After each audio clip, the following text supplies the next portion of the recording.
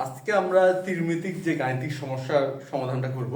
প্রথমে আমরা দেখে নেই যে আজকে আমাদের যে গাণিতিক সমস্যাটা বা প্রমাণের যে বিষয়টা সেটা কি, তারপরে আমরা এটা সমাধানটা শুরু করি। আচ্ছা, প্রথমে দেখে নিচ্ছি যে আমাদের আজকের গাণিতিক সমস্যাটা কি। আজকে আমাদের প্রমাণের বিষয়টা হচ্ছে 1 plus sine A divided by 1 minus sine a equal tan square 45 degree plus a by 2। এটা হচ্ছে আজকে আমাদের প্রমাণের বিষয়। তা এখন আমরা কি করব, প্রমাণটা শুরু করব। আর প্রমাণটা শুরু করতে যে ধারণাগুলো আমাদের জানা দরকার, আমরা পাশাপাশি সেই ধারণাগুলো আলোচনা করব এবং সেগুলো পর্যায়ক্রমিকভাবে ব্যবহার করব। তাহলে আমরা কি করব, এখন সমাধানটা শুরু করি। আমরা শুরু করলাম সমাধান।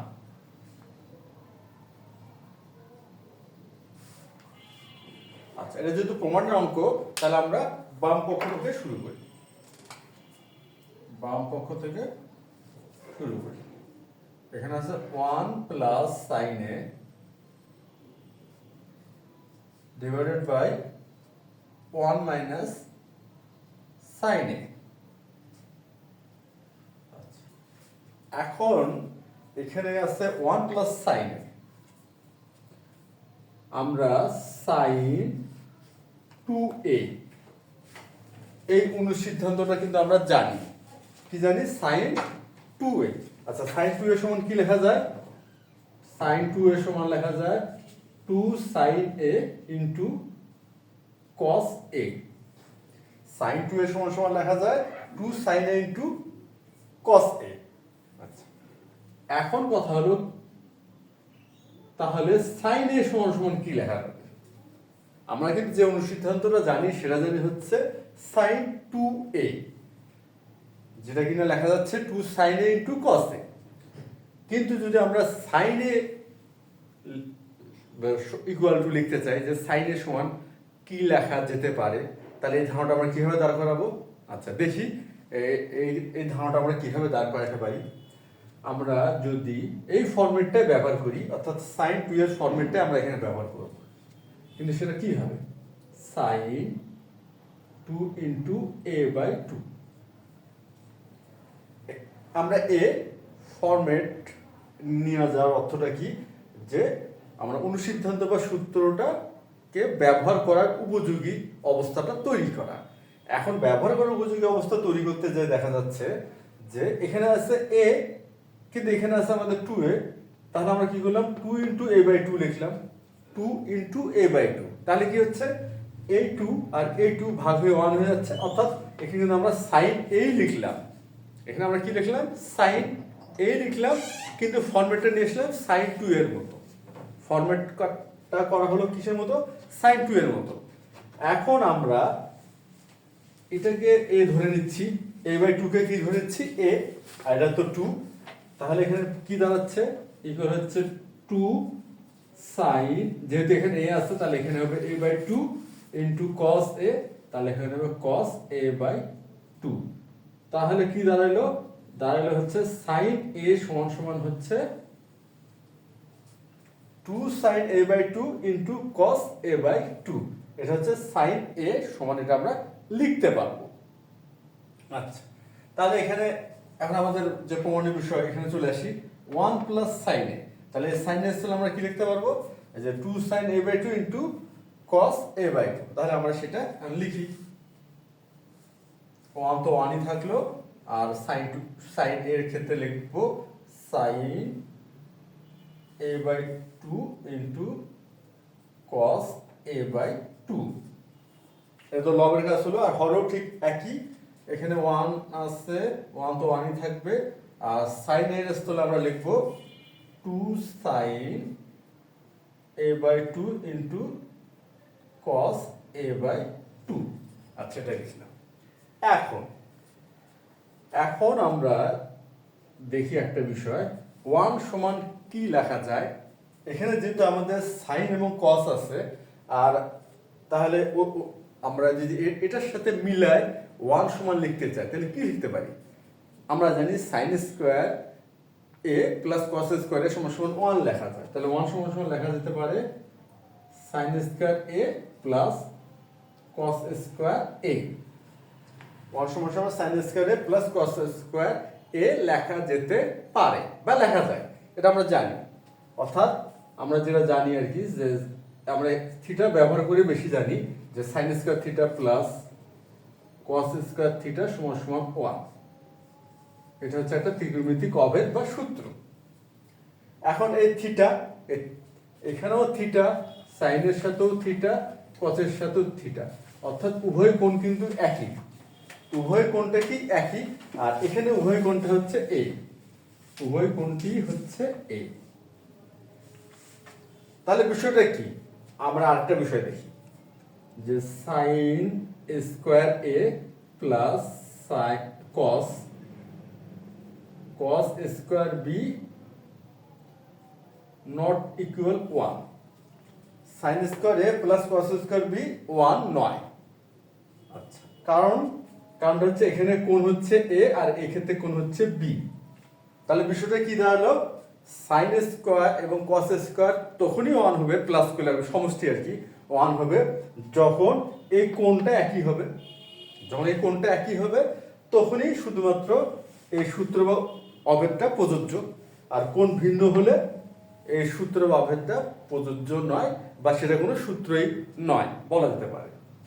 আচ্ছা, এখন কথা হচ্ছে যে আমরা কেন এই বিষয়টার উপর এত গুরুত্ব দিচ্ছি, এই জন্য দিচ্ছি এখানে 2 sin a/2 আছে, cos a/2 আছে, আর আমাদের যে বর্গের সূত্র a plus b whole square সমান সমান হচ্ছে a square plus 2ab plus b square.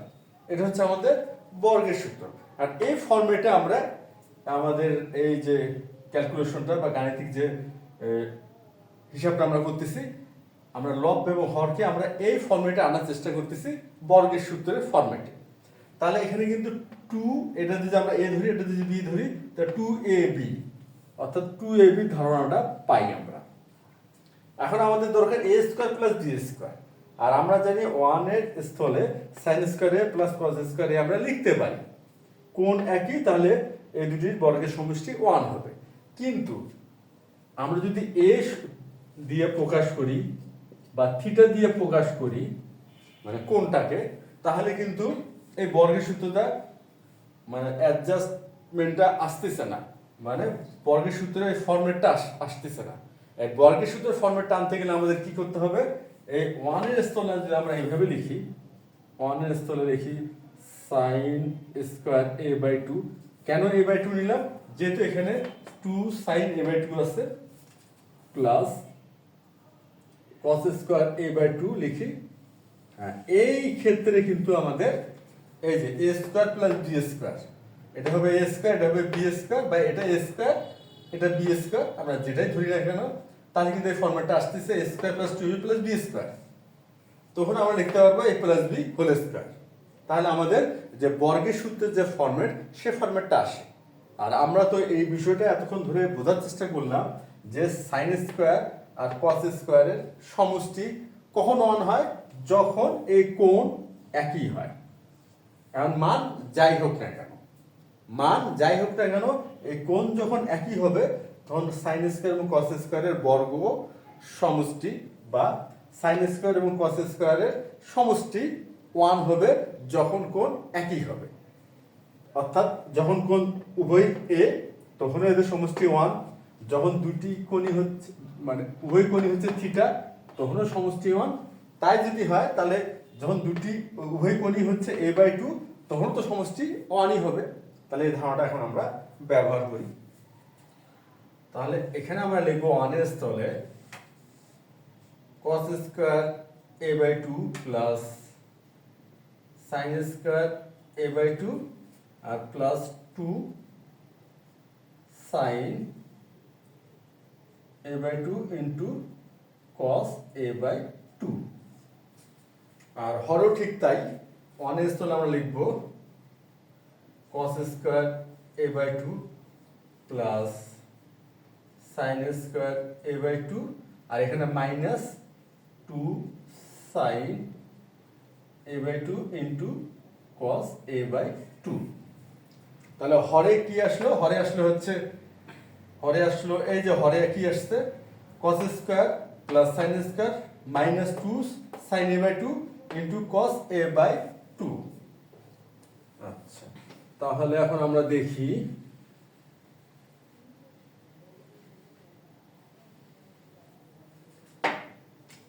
a square plus b square minus 2ab, এটা সমান কি লেখা যায়? এটা সমান লেখা যায় হচ্ছে a square minus 2ab plus b square, অর্থাৎ a minus b whole square. a square plus b square minus 2ab equal, আমরা যদি এভাবে লিখতে পারবো a square minus 2ab plus b square, অর্থাৎ a minus b whole square. তাহলে আমাদের হরে কি আসবে? cos a by 2 minus sin a by 2 whole square, কারণ এটা হলো a স্কোয়ার, এটা হলো b স্কোয়ার, এটা হলো মাইনাস 2ab, এই ফর্মুলার সাথে মিলে যায়।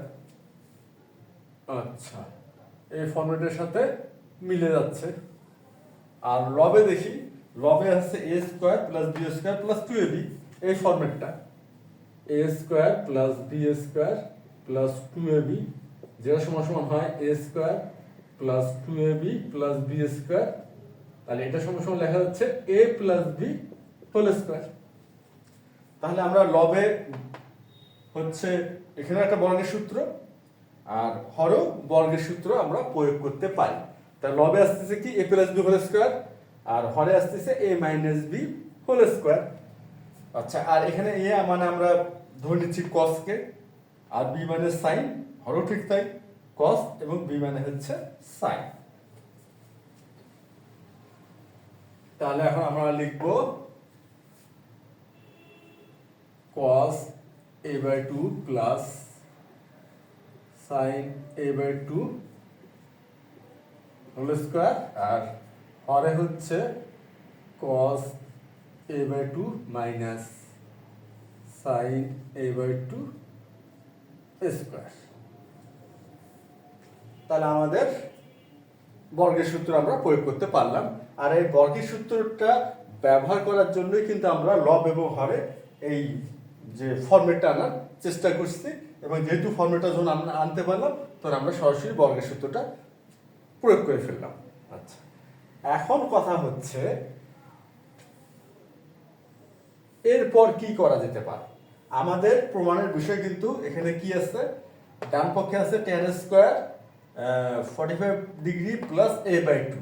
এই যে ডান পক্ষটা, এই ফর্মেটটা আনতে গেলে আমাদের এই মুহূর্তে কি করা যেতে পারে।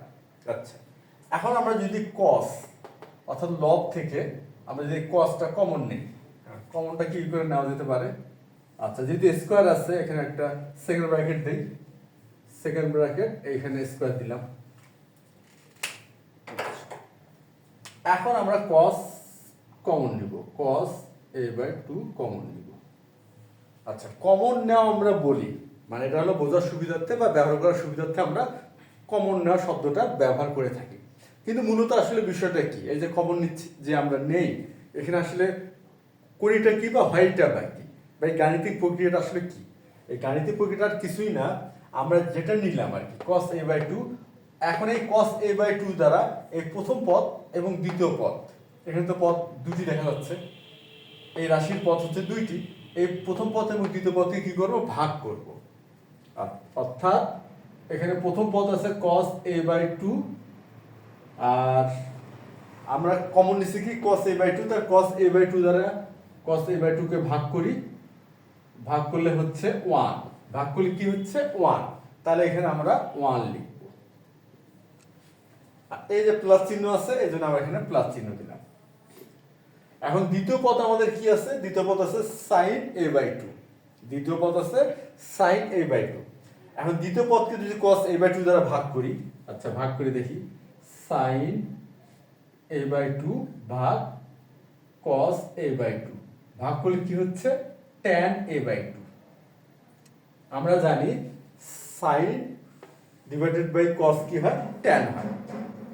তাহলে এখানে হচ্ছে tan a বাই 2, তাহলে এখানে আমরা লিখতে পারি tan a by 2, tan a by 2 লিখলাম। নিশ্চয়ই বিষয়টা বোঝা যাচ্ছে যে আসলে কি হচ্ছে বিষয়টা। আমরা কমন নিলাম, আর আমরা জানি কমনের অর্থ হচ্ছে যেটা যে সংখ্যাটা বা যে রাশিটা বা যা কমন নিব সেটা দ্বারা ওই রাশির পদগুলোকে ভাগ করা।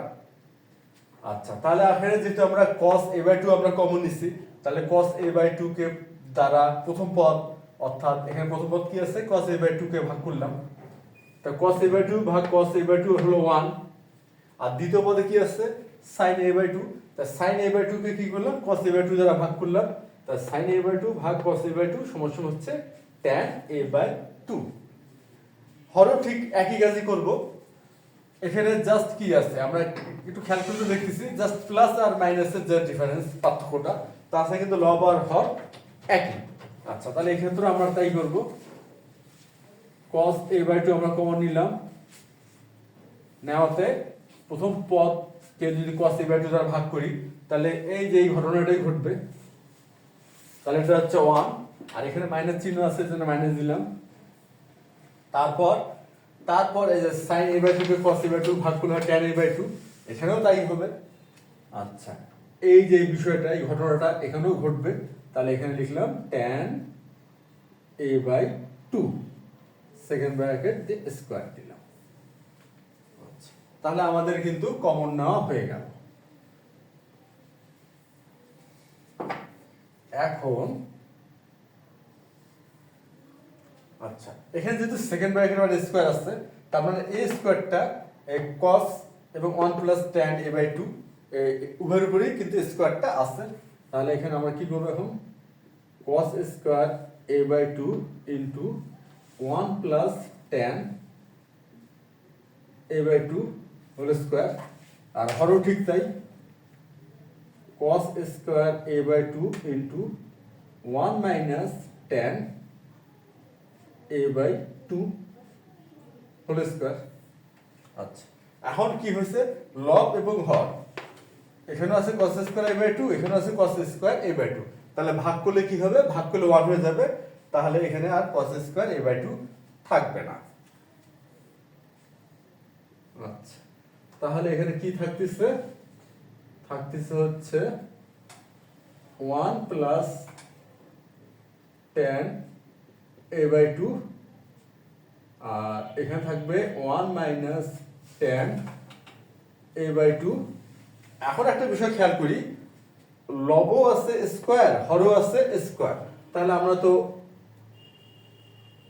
ফার্স্ট ব্র্যাকেট দিয়ে এখানে একটা স্কয়ার দিতেই পারি, ফার্স্ট ব্র্যাকেট দিয়ে একটা স্কয়ার দিতেও পারি। কেন দিতে পারি, লব এবং হর উভয়ই বর্গ আছে, উভয়ই বর্গ বা স্কয়ার আছে। তাহলে আমরা কি করলাম, একটা ফার্স্ট ব্র্যাকেট দিয়ে লব হরের স্কয়ারটা একত্রে বুঝাইলাম, এটা কিন্তু বোঝানোই যায়। আচ্ছা, এখন আমরা যে ধারণাটা ব্যবহার করব, এখানে দেখি tan square 45 degree plus a/2 আছে।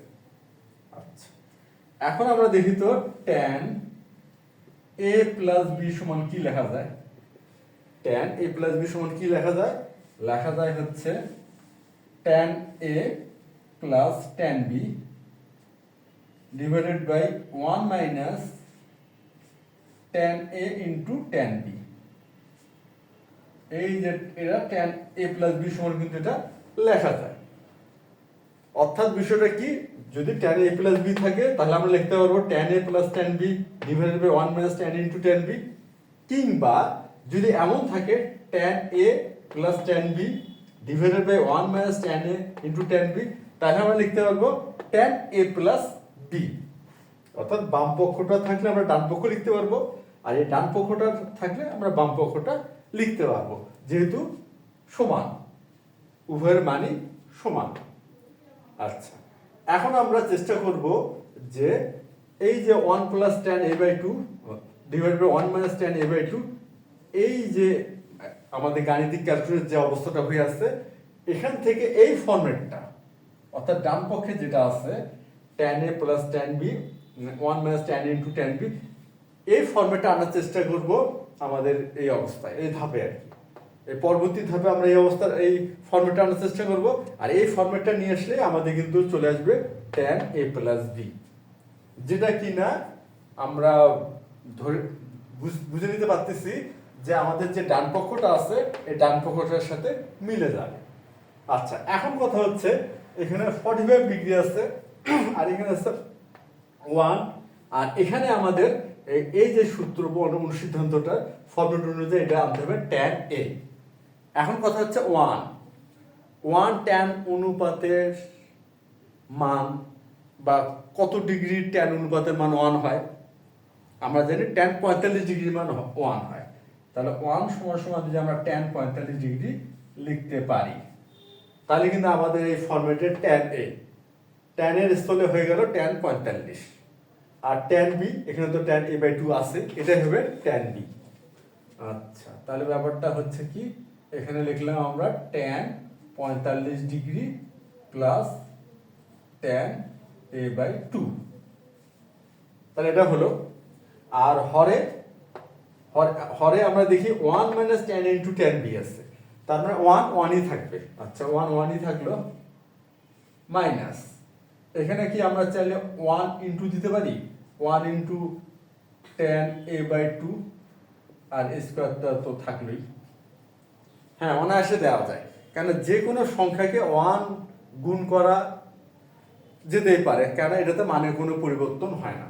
আর এই 1 এর স্থলে আমরা কি লিখতে পারবো, tan 45 ডিগ্রি। এই 1 এর স্থলে কি লিখতে পারবো, tan 45 ডিগ্রি। আর এই 1 এর স্থলে যদি আমরা tan 45 ডিগ্রি লিখি, তাহলে কিন্তু এই ফর্মুলাটা ম্যাচ করে যাচ্ছে। কি হবে, tan a plus tan b divided by 1 - tan a × tan b। তাহলে এই 1 এর স্থলে আমরা লিখে ফেলি tan 45 ডিগ্রি, লিখে ফেললাম। তাহলে কিন্তু আমাদের এই ফর্মুলাটার সাথে কি মিলে যায় না? হ্যাঁ, অবশ্যই মিলে যায়। তাহলে এখন আমরা লিখতে পারবো কি, tan a প্লাস b। তাহলে এখানে a মানে কি দাঁড়ালো, এখানে a মানে দাঁড়ালো 45 ডিগ্রি, আর b মানে দাঁড়ালো হচ্ছে a/2।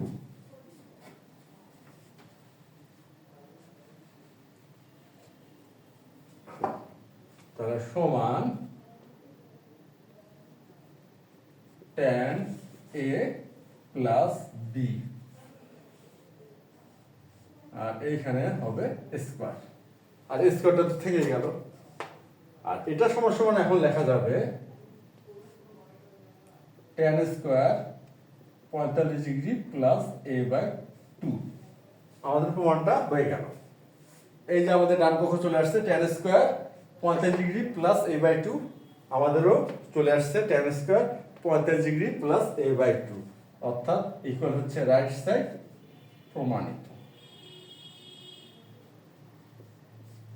আশা করি আজকের এই যে গাণিতিক সমস্যার সমাধানটা এবং পাশাপাশি যে ধারণাগুলো আমরা ব্যবহার করলাম সেগুলো নিয়ে যে আলোচনা করা হলো, এবং আলোচনার সাথে সাথে কিন্তু আমরা ব্যবহারও করলাম, এর পাশাপাশি এই বিষয়গুলো অবশ্যই বোঝা গেছে। তাহলে আজকে এই পর্যন্তই। ধন্যবাদ তোমাদের সবাইকে।